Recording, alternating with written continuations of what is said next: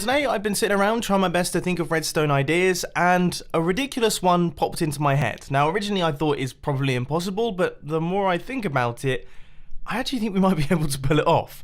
So today we're going to try our best to build a door with a fishbowl on the inside of it. Now I have done something similar in the past where I built a full aquarium on the inside of a door, but this actually presents a lot more challenges because this is going to be a 1x1x1 fishbowl on the inside of a 3x3x3 door.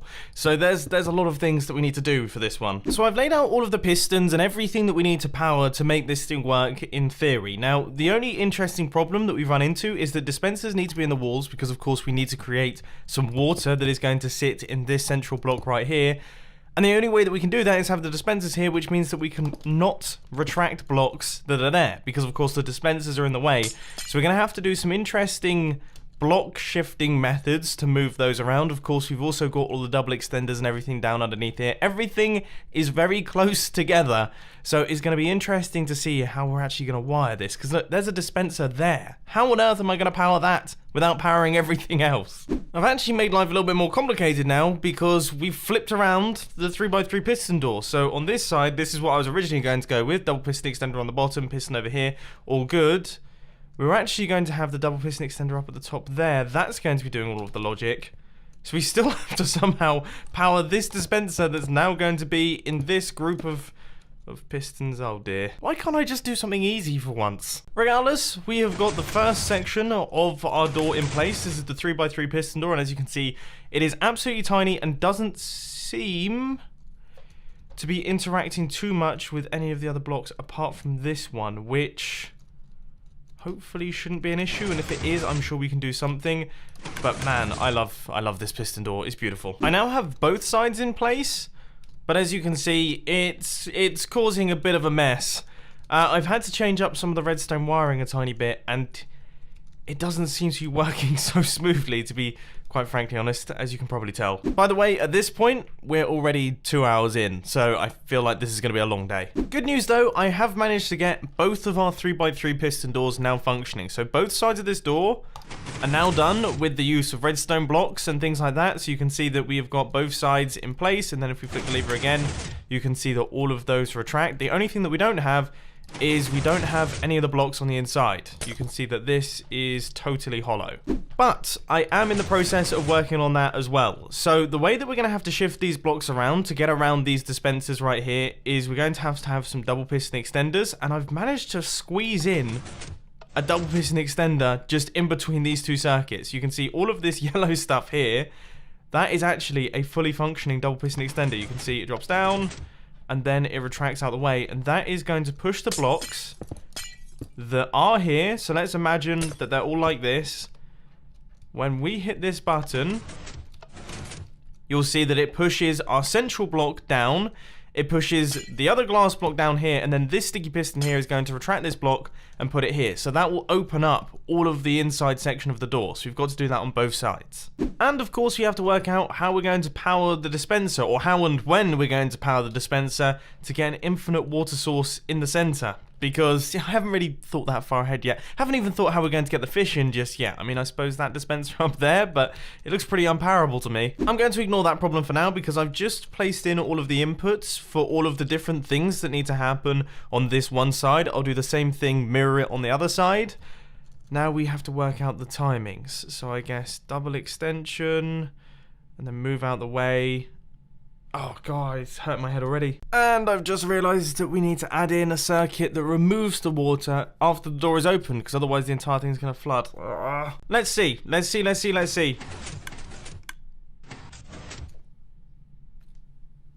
I actually think that looked pretty... So did you hear the double click? That's the water being dispensed and then removed. So that should have created our infinite water source. Then you saw these blocks popped up as well. So that is our fish tank all created. And this is the solution that I've had to come up with to be able to clear out the water.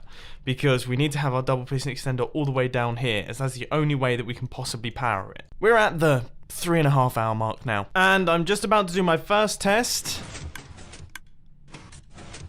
of the full system. So that is the closing and that is the opening. Nice! Ladies and gentlemen, That is a big deal. So that's where the water goes, and then everything closes up. We've got ourselves a little fish pond right there. And then we flick the lever again. God, that's pretty good. It's huge. It's an awful looking circuit, but that is pretty good. Now I've got to try my best to build the same thing on the opposite side, which could be challenging because this side of the circuitry is actually a little bit different. That's something that I hadn't really thought of. Oh, I can already see some problems too. Thankfully, with a handful of modifications, I managed to get round those. And this is how we're looking right now. So if I flick this lever, that should have created water. And then if we flick this lever again, you can see that everything moves out the way. Now, I wonder. I mean, this is a bit of a bold maneuver. But have we got the timings actually correct with these water things to allow them to work? Yes, we have. And there is our water in the middle there.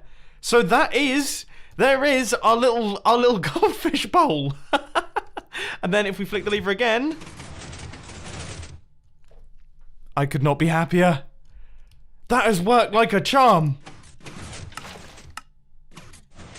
How good is that? That's fantastic. That's absolutely amazing.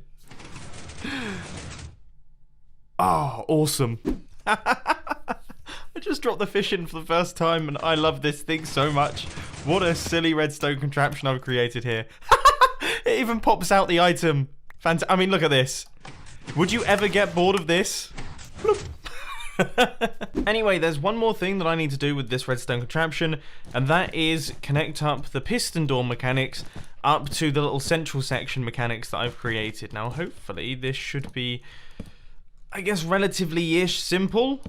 I mean, I imagine it shouldn't be too complicated. We need to make sure that our door closes before we get all the water mechanics happening, because otherwise it will flood everywhere. But then we need it to open after all of the water mechanic removal systems are done, because otherwise, once again, we'll get water flooding everywhere. And I haven't made a backup yet, and I don't really fancy, flooding everything. I think this should do it. So that, oh no. I can see a potential problem afoot. No, what?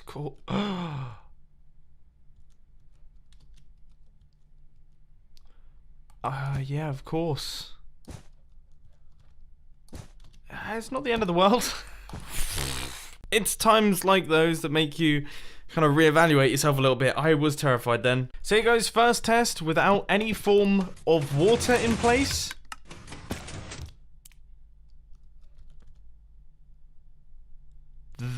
That seemed okay. Okay, so the water's now gone. So there's no risk of flooding. Okay, this is where things get interesting, because this is now when we put water in here. Now, I have not made a single backup during this entire video. That's probably silly of me at this point in time, although I don't really see how we could cause too much damage. But let's give it a whirl. Oh. Yes! That is so much better than I thought it was going to be. Ladies and gentlemen, there is our tiny little fish bowl right there. Oh my word, this is hilarious. This might just be one of my favourite piston doors. And then when we flick this lever, unfortunately the fish does meet a bit of a grim end. But it does all function correctly.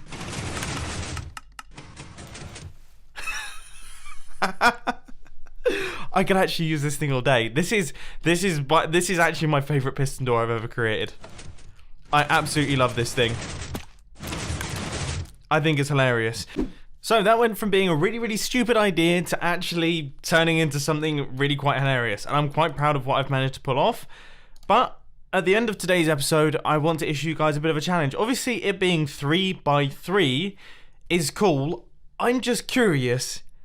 Do you think you could make one that's bigger? Maybe, for example, something a little bit like a 4x4 vault door, where the inside of the 4x4 vault door is actually a bigger fish tank.